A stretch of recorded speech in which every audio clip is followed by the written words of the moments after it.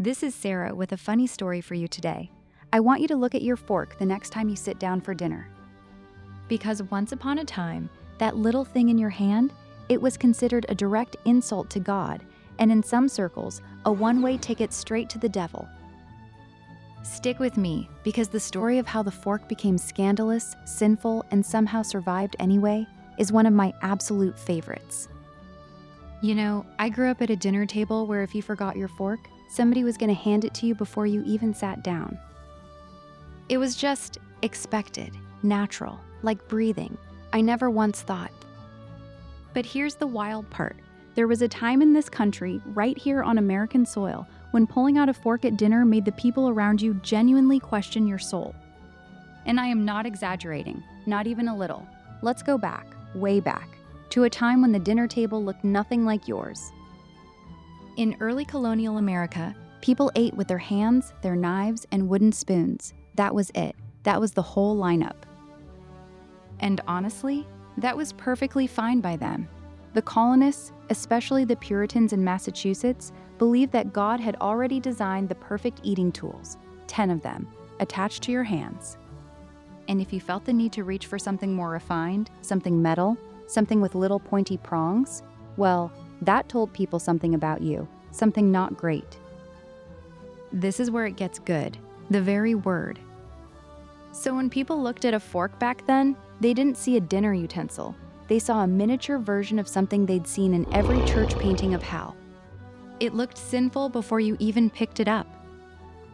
Now, over in Europe, the Italians had actually been using forks for a century or so. Turns out, they invented pasta, and pasta and a fork are basically made for each other. But England was slow to come around. Queen Elizabeth I owned forks but actually preferred to eat with her fingers. She thought spearing food was uncouth.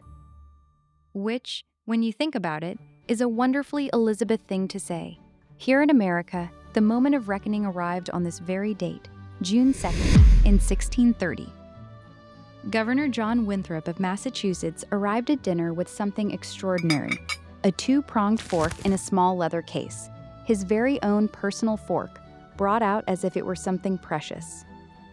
And the room went quiet, because it was not just strange. To the people around that table, it was practically heresy. Church leaders had already declared that using a fork was an insult to God's design. One clergyman famously said, "Therefore, it is an insult to him to substitute artificial metallic forks for them while eating." So let me get this straight.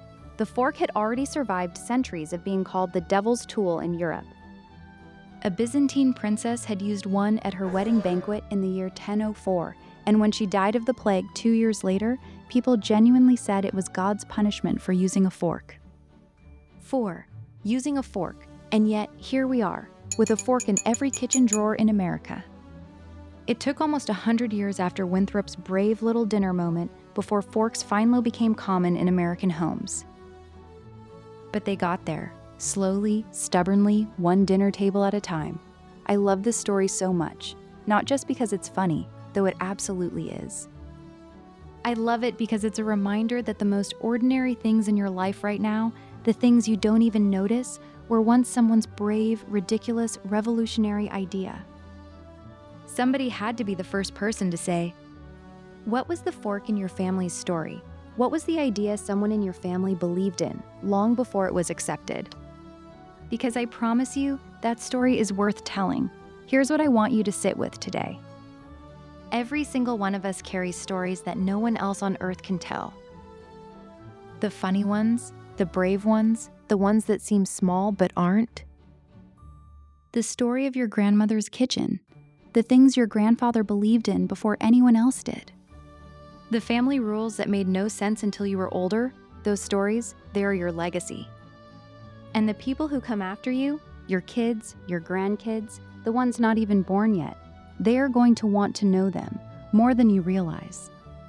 If you have ever thought about writing your family stories down but just didn't know where to start, I have something for you. We have a free family story writing guide available right below this video, and I really want you to grab it. It is the easiest, most encouraging place to begin, because your stories matter. The world needs them. And if you love discovering history one incredible story at a time, I would love for you to subscribe to History Sparks and join our community right here. Every single day, we find the moments that made us laugh, made us think, and remind us that history is not just something that happened, it is still happening right now in your own kitchen drawer. I'll see you tomorrow. Don't forget to share this one. Someone you love needs to look at their fork differently tonight.